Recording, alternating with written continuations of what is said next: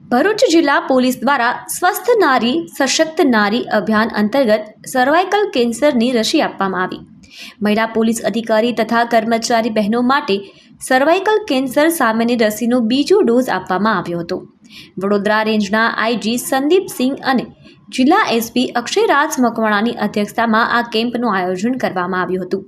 જિલ્લા એસપી કચેરી ખાતે 100 જેટલી મહિલા પોલીસ બહેનોએ વિનામૂલ્યે કેમ્પમાં ભાગ લીધો હતો। ભારતમાં દર વર્ષે હજારો મહિલાઓ ગર્ભાશયના કેન્સરથી મૃત્યુ પામે છે।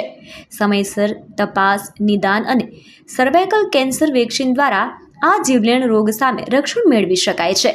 મહિલા પોલીસ બહેનોના આરોગ્યની ચિંતા કરતા આ વેક્સિન કેમ્પનું આયોજન કરવામાં આવ્યું હતું।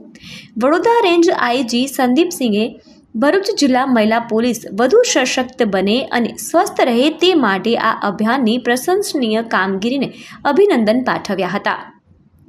પોલીસનું મૂળ કામ લોકોની સેવા અને સુરક્ષા આપવાનું છે, પરંતુ તે માટે તમારું પોતાનું આરોગ્ય પણ તેટલું જ મહત્વનું છે।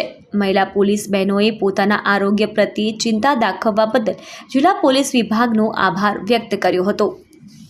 હાલમાં જે મા શક્તિની ઉપાસના અને આરાધનાના પર્વ નવરાત્રી જે ચાલુમાં છે એ દરમિયાનમાં તારીખ 17 સપ્ટેમ્બરથી લઈ અને 2 ઓક્ટોબર સુધી જે અત્યારે સ્વસ્થ નારી અને સશક્ત પરિવારના અભિયાન ચાલુ છે એમાં અમારી મહિલા પોલીસ કર્મચારી અને અધિકારીઓ વધુ સશક્ત બને, એને આરોગ્યને ધ્યાનમાં રાખીને એની સેહતની ચિંતા કરી અને ભરૂચ જિલ્લા પોલીસ અને એસપી દ્વારા આજે સર્વાઇકલ કેન્સરની વેક્સિનના ફ્રી કેમ્પના આયોજન કરવામાં આવ્યા છે।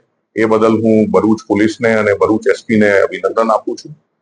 અમારી જવાબદારી પોલીસ તરીકે જે સમાજમાં સેવા અને સુરક્ષા પ્રદાન કરવાની છે એમાં જ્યારે પોતે તમે સ્વસ્થ રહો તો જ તમે આ કામગીરી ખૂબ સારી રીતે કરી શકો। એ હેતુથી પણ આ કેમ્પનું અવેરનેસ કેમ્પનું આયોજન કરવામાં આવ્યા છે।